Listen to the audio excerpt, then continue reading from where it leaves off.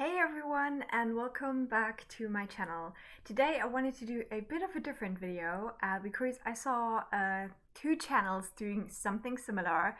I saw Mayona do it and I saw Riley do it, and I will link both of their videos down below. And this is going through the highest rated of the books that you've read on Goodreads. So I have the books here. So I have 16 books here. I wanted to do the top 15, but then one is a little bit weird. So I thought I'd do 16. I have only counted one book per series, and I will always count them for their highest rated book. So yeah, that's what I got here. I also did 5 little thingies. So instant reread obviously is a book that I would love to sit down right now and reread. Then we have favorite, which is just all-time favorite books that I don't feel like the strongest urge to reread right now, but I really love. Then we have good book, which is a book that I maybe rated 4 stars because I enjoyed it, but I wouldn't say it's a favorite for me. Then we have niche interest, which is a book that will be perfect for certain people, but maybe not for me. And the last category is why, which is books where I just don't understand why they are so popular on Goodreads. So we're starting with number 16, which is Homegoing by Yaa Gyasi. And this one has a rating of 4.47. And for me, I would say this is a good book. I didn't absolutely love it, but I had a good time reading it. And yeah, I probably won't reread it ever, but I think it is a good book. And if you haven't read it already, I think you definitely should because it's very unique as well. Then we have The 7 Husbands of Evelyn Hugo with a 4.48. And I'm gonna put that in instant reread. This is one of the books I would love to reread right now, and I may be doing it this summer. I'm not quite sure, but maybe if I do need a bit of a comfort read this summer, I will pick up Evelyn Hugo. Then next we have The Hate You Give with 4.5 stars. And I think I would put that in a favorite. This is definitely a book I rated 5 stars and I really loved it. I don't think I will reread it anytime soon, but I'm very, very excited for the next book by Angie Thomas. I think I've heard she's writing a fantasy next, but I have loved all of her books so far. So yeah, definitely a favorite. Then we have the weird one with 4.5 stars, and that is Unterwegs zur Familie Speer, a nonfiction book I read last year, and I'm gonna put that in niche interest. This book also only has 8 ratings, so that's why I decided to go with the top 16 because this doesn't really count. But I guess if you're into the Nazi regime and kind of how the German people dealt with it after the war, then this might be an interesting book for you. I don't think it has been translated though. Then also with 4.5 we have The Winter of the Witch, and this is the 3rd book in the Winter Night trilogy, and I'm definitely putting it in instant reread because this is such a phenomenal series that I would love to reread it. I don't know if it will happen anytime soon, but I definitely feel that itch to reread the series. Then we have another non-fiction book with 4.51 stars, and that is The New Jim Crow. I think, I don't know, I would probably put this in good book just because, I don't know. It was very, very interesting, and it's one of those books where I wish that more people would read it. I think it's very important. It deals with the incarceration system in the US, so that's a very important topic. But I wouldn't say it's a favorite book of mine. Maybe it's also because it's a bit of a weird topic to say that's my favorite. Like, I love reading about how racist America is. Not really. So I'm gonna say it's a good book. I would definitely recommend it if you're interested in reading some nonfiction. Then with a 4.52 stars, we have Hollowpox, and this is also instant reread. This is the third book in the Morrigan Crow series, and I'm actually planning on rereading this. I would love to reread this like every December, but I also think that this year we will get the fourth book, so I'm very, very excited. Now, to be honest, Hollowpox is not my favorite book in the series, just because it deals with the pandemic, and it was a little bit too close to home when I read it. But yeah, I'm so excited for the next installment in this series, and I love all the books so much. Then with 4.53 stars, we have Why We Matter. This is a German book as well, and I'm gonna put it in good book too.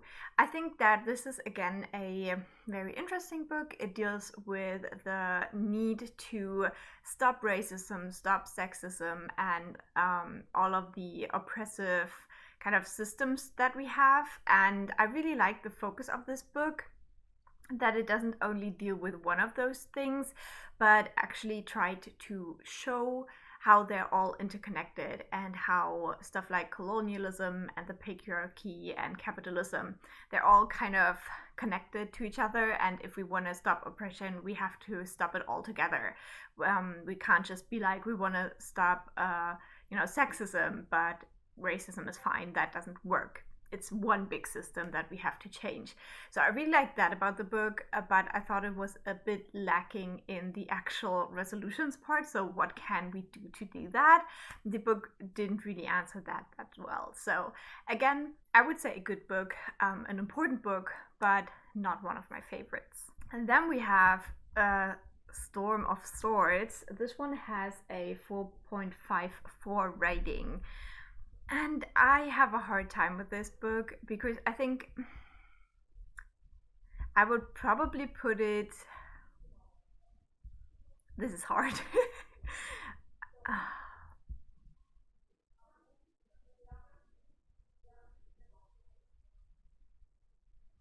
I will put it in good book. Now, this is the third book in the Game of Thrones series, and I have my issues with that series, to be honest. I don't really love it, and I think the third book is definitely the best one of the whole series, and I did enjoy that one. But yeah, I do have my problems with this series, and I honestly think that it's way overhyped, but what can you do? It's very popular.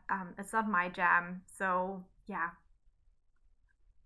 It is somewhere between Y and good book. Like, this book was fine, but the other books I really don't understand why they're so hyped, and I just can't shake that feeling that George R.R. Martin doesn't really know where he's going with all of that, and that's why it's just dragging out and not really going anywhere. So we'll see.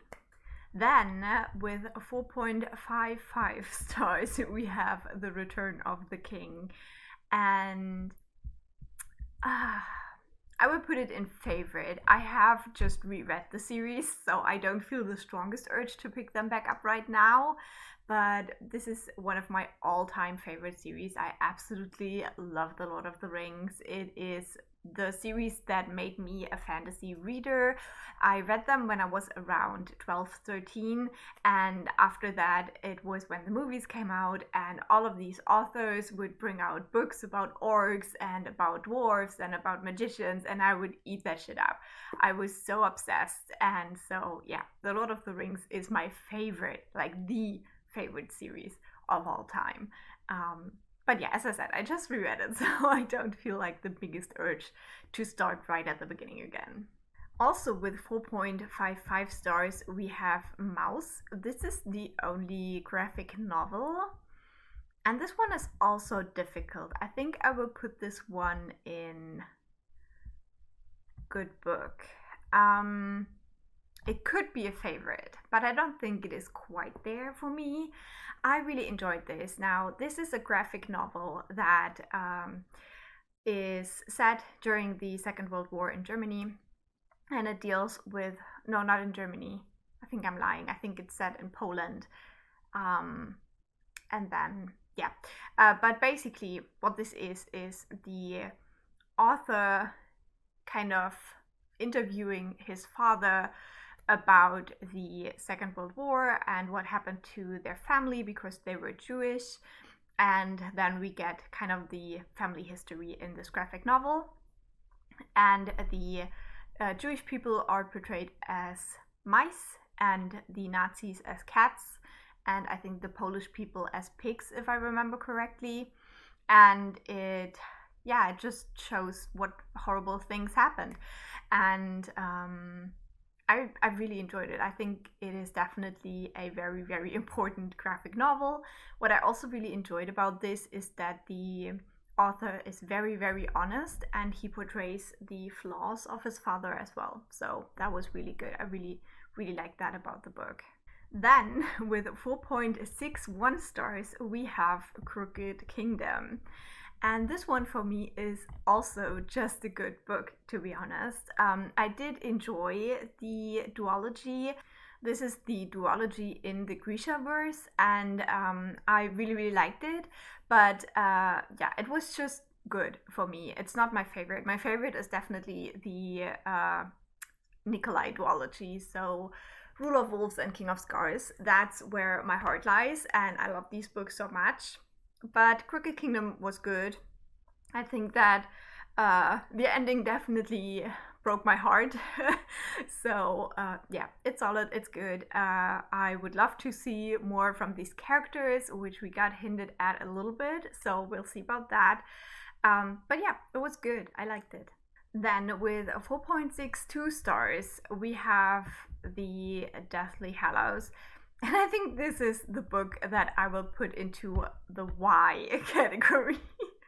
Because, like, we all know, like, all the problematic shit with Harry Potter and stuff like that. Now, I read these books when they came out. So I was tiny. I was a small child when I started the series.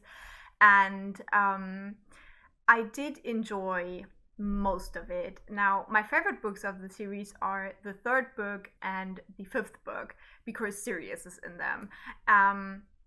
But I don't understand why the seventh book is the one with the highest rating. I don't get it. Like, I did not enjoy the final book at all. I think, one, because we're not in Hogwarts. Like, that was a huge thing for me that I did not like about this book. Two, we have all the, like, teenage drama, which really, no. And then three, the ending. Like, not even the epilogue. The epilogue is horrible. I hated that. But also, like, I remember reading this when it came out, a little bit after it came out in Germany. And I got to the point, and this is spoilers, so if you, for some reason, don't know what happens in this book, be warned. But there's this point when Harry dies, and I was like, oh my god, this is so courageous, letting your main character die. And I was looking at the book, and I was like, what are all these pages for now?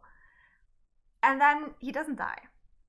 And that was such a cop-out. It didn't make any sense. And I remember tiny old me being so frustrated with this book. So I don't know why. I don't know. So I guess it's because, like, maybe only the fans kept reading until the last book. But as I said, I don't understand. I don't like this last book. So that's the why category. Then, with a 4.68 stars, we have another book for the why category. I could put this in niche interest as well. It's somewhere in between. I'll put it in the niche interest. But that doesn't sound right either. I will put it there. I will explain. Now, this is also a nonfiction book, and this is a nonfiction book that deals with racism in Germany, which is why I read it. And I was so intrigued and so happy that this exists, because, we're just always a little bit behind in Germany, so it takes a while until we catch up to the important themes of the times.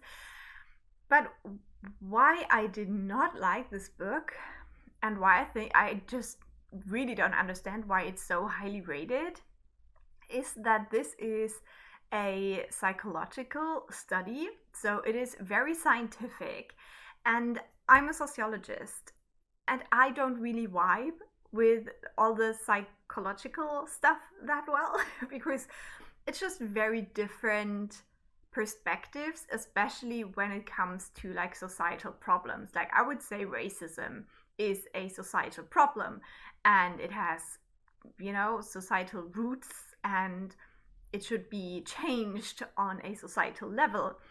And this book looks more on the ideas of trauma and, yeah, just the psychological aspects. And that's just not for me. And also, this author did interviews with women of color or Black women in Germany. And I thought that was so freaking interesting. And doing interviews is something that sociologists also do a lot.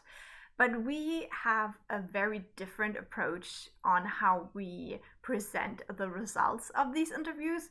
So I just couldn't get behind this book because it was just so different from how I would have done it as a sociologist, just because of the different ways that we do our research, I guess.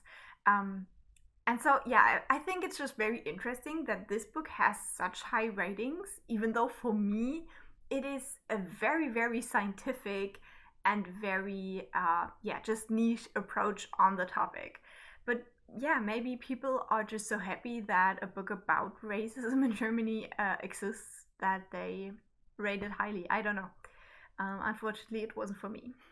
Okay, 2 books left, and we have 4.7 stars for Jade, A Legacy. And I will put this in good book. This is the 3rd book in the Greenbone saga. I just did a reading vlog all about that series. I really enjoyed it, but unfortunately they did not make the cut to favorite book. I still think that they're absolutely worth reading and I had a lot of fun. But yeah, they're good books, but not favorite material. And the highest rated book I have read is Know My Name with 4.72 stars. And this one I will put in instant reread. This is a book that I absolutely love. It's a very, very hard topic because this book deals with a rape case. So it mainly deals with the whole judicial procedure after rape took place. And Chanel Miller is such an amazing writer. Honestly, like, this book is so amazing. I made my partner read it and he really loved it. And I think even though it has the hardest topic and at times it was so hard to listen to, it's also so good that I would actually reread it. And that is incredible to me. Like, that just shows how well written it is, how great it is. And just Chanel Miller manages to portray sexism in our society in such a profound way that anyone would get it. Like, no matter who you are, if you let Chanel Miller explain it to you, you will get it. It's so good. It's fantastic. It deserves to be in the top spot. And I honestly hope I will never read a book that is higher rated than this because, yeah, Know My Name deserves all the praise. And I love it. So yeah, that's the top 16 books, if you go by Goodreads rating, that I have read. Let me know how you feel about these books if you've read them. I would love to know if you have different ideas. But yeah, that's it from me. So I will talk to you soon. Bye!